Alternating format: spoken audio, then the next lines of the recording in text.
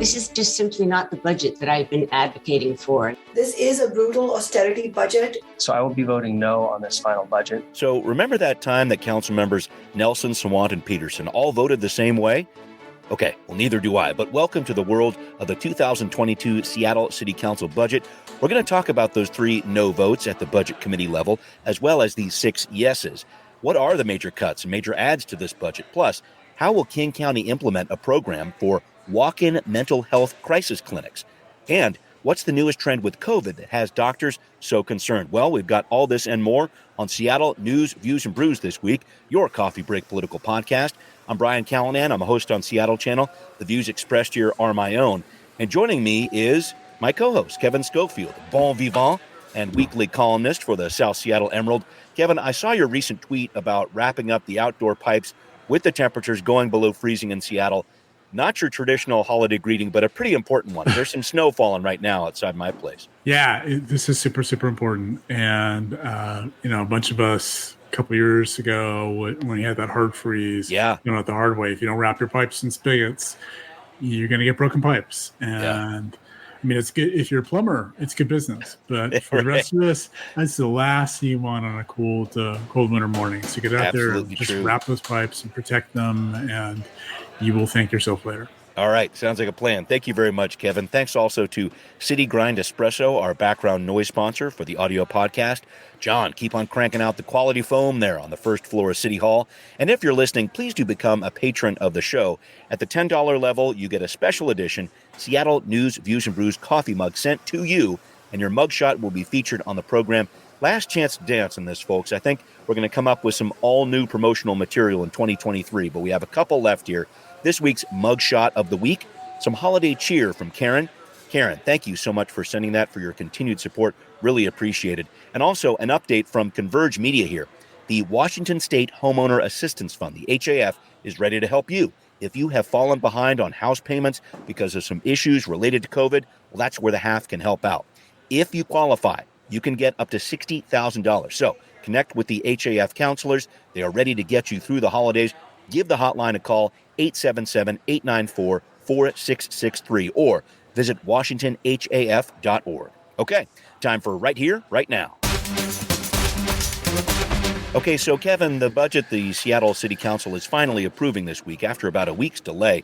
It did the job because it's pretty clear nobody's happy. That's when you know you had a good process, when nobody's happy about it. So I want to break down kind of who got what and where this landed. And let's start with public safety and police, please.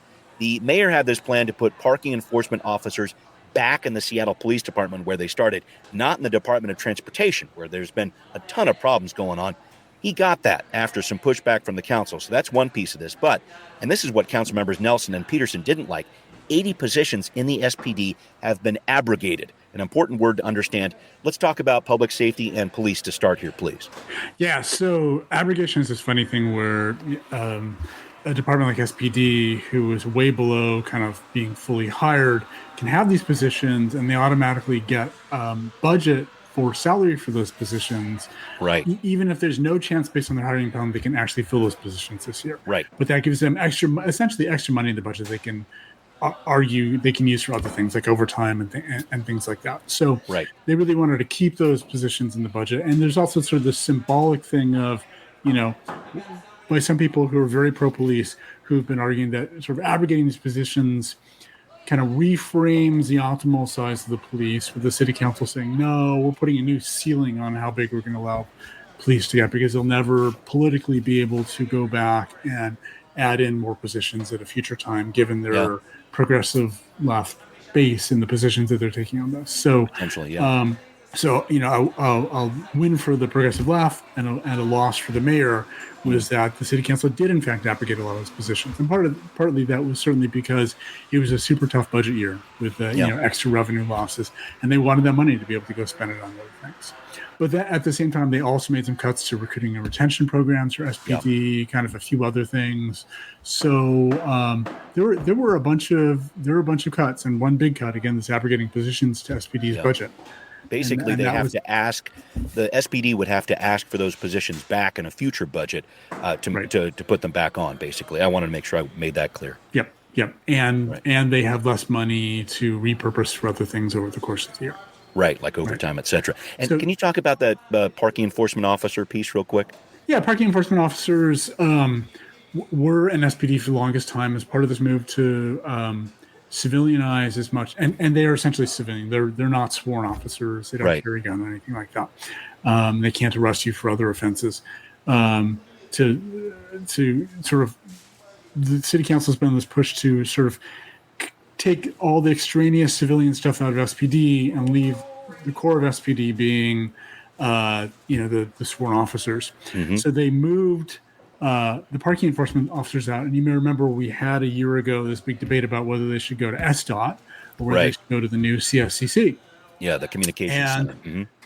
And they ended up putting them in SDOT. And that's there was a disagreement between the frontline parking enforcement officers and their management. The management said, we'd kind of rather go to the CFCC. Right. The PO said, hey, SDOT seems like it would be a great place to work. So we want to go there instead.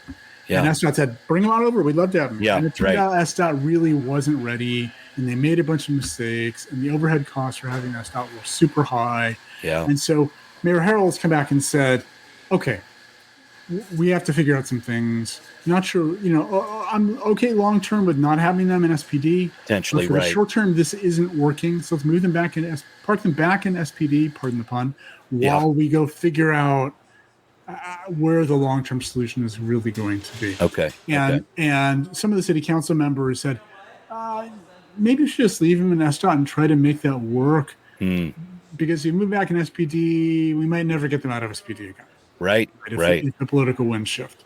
Yes. But at the end of the day, the mayor won out over this, and they are now going to be back in SPD again, at least for the short term. Right. All right. Let me switch gears to human services with you here, Kevin. So the mayor trying to expand his unified care team. This is a group that works with people who are homeless, tries to get them into services. Some people have called it a direct reflection of the navigation team that was relatively unpopular a few years ago with the Durkin administration. Council pushed back on that and pushed back on the mayor's plan to cut cost of inflation raises for human services workers. What's the breakdown here when it comes to human services? Yeah, so the Unified Care Team is the mayor's big push, and certainly one could argue that this is kind of a regeneration of the navigation team. Yeah. One twist that he's put on it is he really wants to have dedicated people for each area of the city, so that it isn't one team that, depending on whatever the hotspot is, everybody goes and converges there. But they can really make sure that there are people in each neighborhood in each region of the city. Think of it approximately like the sort of police precincts. Yes, who can go do outreach to homeless encampments and participate on the day of when camps are being cleaned, when they're being getting moved. Make sure there's outreach there, and doing that would expand the size of the team. Mm-hmm. And what the city council has said is no, we don't want to increase more outreach on this team, and we probably don't want to increase the size of the team altogether. This is why we have a regional homeless authority for King County. They should do outreach. So we're going to take the money that the mayor wanted to go towards hiring more people for the Unified Care Team, and we're going to increase the outreach budget for the Regional Homeless Authority. Mm-hmm. Now the twist here, and we're going to have to see how this plays out, is the Regional Homeless Authority has not wanted to do outreach on the day of homeless encampment removals. Mm-hmm. And that's sort of how the city got back into the business of doing it itself. Yeah, because someone's got to be there, right? So we certainly want somebody to be there on the day of, even if there's weeks and weeks of outreach leading up to the day of encampment removal. Right. We just don't want to abandon people that day. So will the RHA suddenly be willing to do it on day of? Yeah. I think there's a good chance that they won't. Yeah. So then will it just not happen because the city council has taken that money away from the Unified Care Team? Yeah. Wow. That's a good question. And I want to go into this whole question of human services workers and the cost of living, the cost of inflation raises they're going to get, because this was a bit of a political football too. And I think it leads into this larger question of funding for the city's budget in the long term. But the council went with this. They wanted to give those cost of inflation raises to those human services workers. It's something that Mayor Harrell was in support of when he was a council member back in 2019. He said, we need these raises in good times and in bad.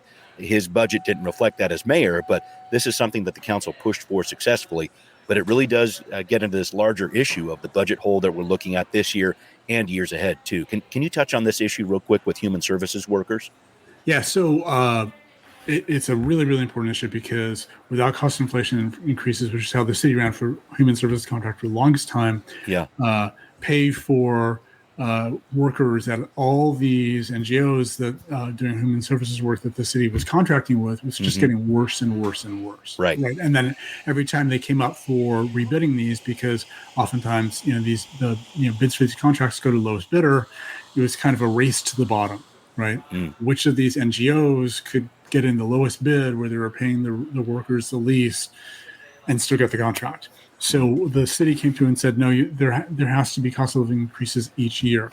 And, for the longest time, inflation has kind of stuck around 2%. 2%, maybe 2.5 to 3, maybe down to 1.5, but generally around 2%. And then just last year, we've had a crazy bump up in inflation, right, to really high levels. So what the mayor did in his budget was saying that there's no way, what he said was there's no way we can afford to do the full, 8.5%, 9% increase. Right. He was saying more like 4%. Yeah. So he said, I want to smooth it over a bunch of years. So we'll do 4% for 2023. Yeah. And we'll probably end up doing another 4% kind of in the following year. Sure. And the city council said, no.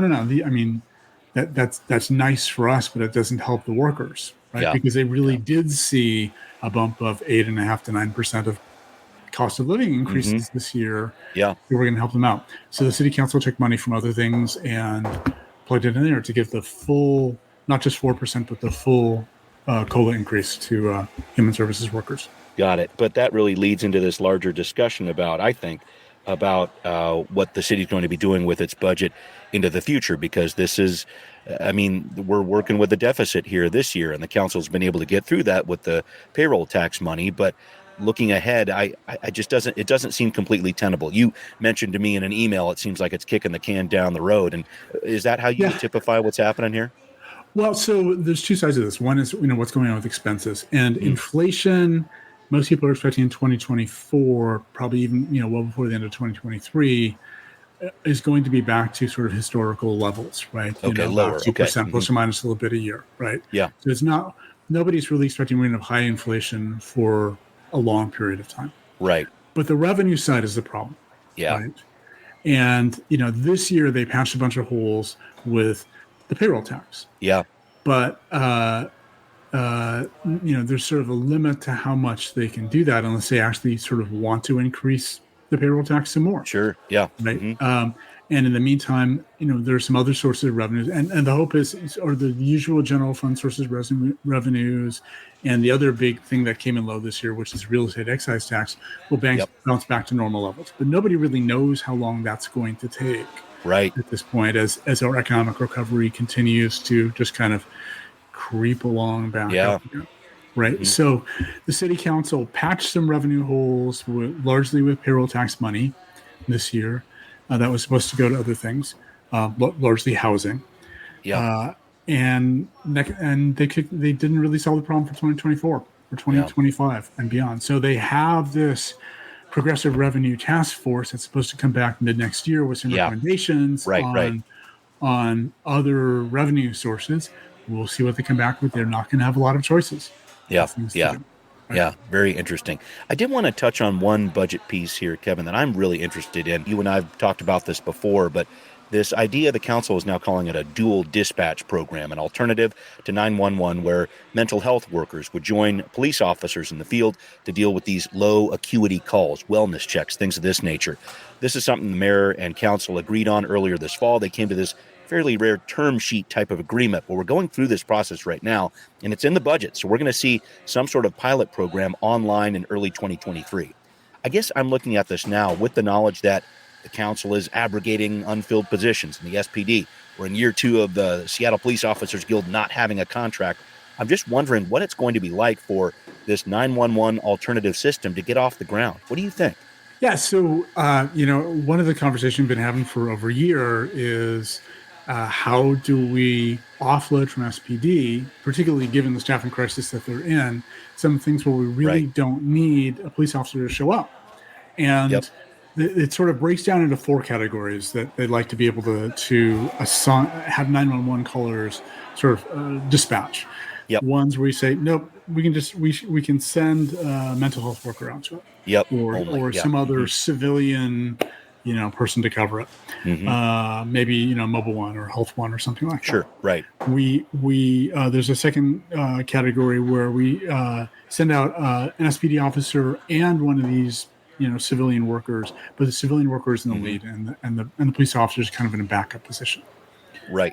The third is we send out the pair, but the police officer is in the lead, right? And the mental health worker is in a backup position. And the fourth is we just send a police officer. Yep. And the hard question around this has been, can 911 dispatchers figure out, based on the limited information they have when somebody calls in, which are the right ones of those 4 to categorize this in? And right. What's the worst case scenario if they're wrong? Right. Okay. Yeah. So what they agreed upon last summer, looking at this, SPD and the council and other city officials, was that there is actually some set of that first category where we just can send sort of a civilian out that we can identify. So there's some we can do. We can work on the right way to sort of plug in somebody or 911 system to do that, and then we can start to also pick off some of these where we say, all right, these are cases where we can send the dual set out. Dual dispatch. So there were some kind of low-hanging fruit where it really wasn't a hard call at all. 911 dispatchers basically have enough information to do that. So they're picking off some of those, and they're trying to set up something to be able to just get that going right now. And if it works, it'll actually help SPD, right? It will offload some work from SPD, which will allow police officers to do more of what we really sort of need police officers and only police officers doing. Right. I'm very much looking forward to that. I know Councilmember Andrew Lewis has been pushing for this for some time. A lot of council members have. And I think of all different sides of the spectrum politically they're really looking for some new answers here. So very interested to see how that all is going to break down. So a lot more on that ahead. And I'll tell you what else, we got a lot more on the show here. Some important work for the King County Council on the docket next week, creating a new system of walk-in mental health clinics. How's it going to work? Where are these clinics going to go? We got the details on. Now hear this. Okay, well, something to watch on the King County Council docket this next week, folks. Councilmember Gurmai Zahalai will be laying out the framework of a plan to build a system of crisis care centers all around the county for mental and behavioral health care. Here's part of that plan and the plan of where these facilities should go, as explained on King County TV. We're proposing 5 different locations, one in South King County, one in North King County, one in East King County, one in Seattle, and one youth-focused one. A network of crisis care centers where people can voluntarily walk in, or a first responder can bring somebody, and they go into a place that is therapeutic, where they can get the care and the treatment they need to heal. Well, Kevin, this was something we heard about earlier in the fall. It looks like it's going to be a property tax ballot measure on the April 2023 ballot. So now that the November elections are over and the budget process is done, it's definitely campaigning time for a lot of these things. So it looks like it'll be about $121 per year for the average homeowner, an 8-year levy starting in 2024.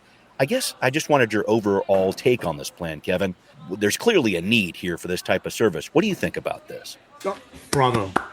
So King County, in this, we have this joint Seattle King County Public Health Department that is funded by both of them, and both, the city has some responsibilities for what it needs to fund, and the county has some responsibilities. In the split, the county has been responsible for mental health treatments services, and quite frankly, they've dropped the ball for years and years and years on this. They have not funded it. We've heard some things just in the last few months from King County Executive Dow Constantine saying that they're investing some more money so they can basically shore up what they have right now and keep it running. But it is so far less than what we actually need. And this is a case where, there's been nothing for crisis centers, no mental health crisis centers in King County at all, which is not not tenable. It's just not tenable. So having 5 centers spread across the county and one that's particularly youth focused, I think is going to be, I hope, a huge improvement. We'll see, we'll see what hurdles they have to jump over to get there. One of the big problems in this whole area is just a lack of staff. right? There are not enough people out there nationwide to do this kind of work. So it may be that the limit for how quickly they can get these places open is just finding the people who can run them. We'll see. That's a big piece. And I also wanted to talk about citing these, which is always problematic with different social service agencies. The Seattle Times had a piece a few weeks ago about a state care facility that will be going into the Stanwood area up in Snohomish County. Some significant pushback from neighbors there. It's just this whole idea of deinstitutionalizing mental health care. It used to be send them to Western or something like that when there was an issue. Now what's happening at the state level, and I think at the county level too, is this realization that we're trying to put these different centers into neighborhoods where people are so they can actually go to those centers. It sounds good, but it's not always easy when it comes to citing these facilities. Some thoughts on that, Kevin? Yeah, and we need to make sure we don't throw these facilities all into sort of a one bucket. Okay. A bunch of them. Deinstitutionalizing was saying, okay, these places don't all have to be residential, right? There's a lot of these kinds of services we can provide that are outpatient, right? Right. In that case, it really helps to have them in places near where the people are who are going to need them. Right. But crisis centers are almost certainly going to be residential. This is a place where people can check in. They're a danger to themselves or maybe a danger to the community. And they are going to need 24-hour supervision. They're going to need to be in a place, at least for a short period of time, where they can be watched around the clock. Right. So, there's always going to be some level of institutions. Right. And institutionalizing people. That's true. Particularly in crisis situations. Those can be harder places to cite.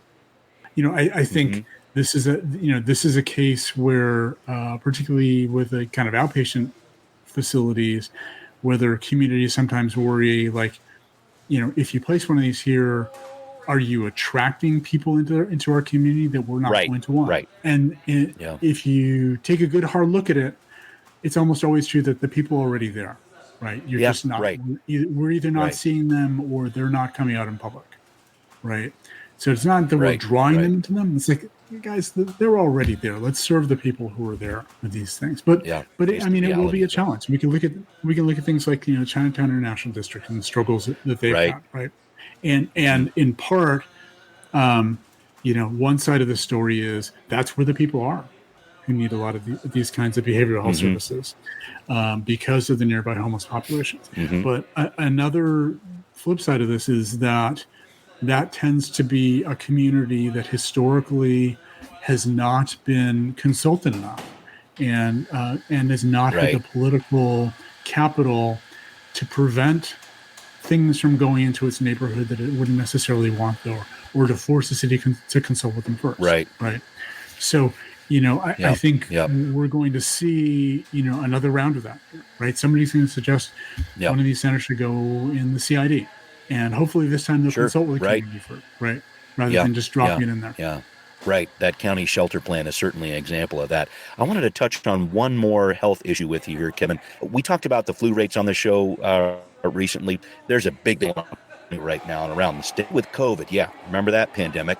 It's turned into a very challenging discussion about the amount of people, especially older people, dying every day from this disease. The CDC, I should say, is saying this. More than 300 people are still dying each day, on average, from COVID-19 in our country, most of them 65 or older, which is a lot lower than that daily toll of 2,000 that we saw at the peak of the Delta wave not too long ago. But still, about 2 to 3 times the rate at which people die of the flu. So we start talking about this acceptable loss. And I'm putting big air quotes around that, Kevin, because I know we all want to be back to normal, but who's paying for it? This is a really tough discussion. This is a super tough discussion. And it really is, again, a sign of the politicization of everything these days.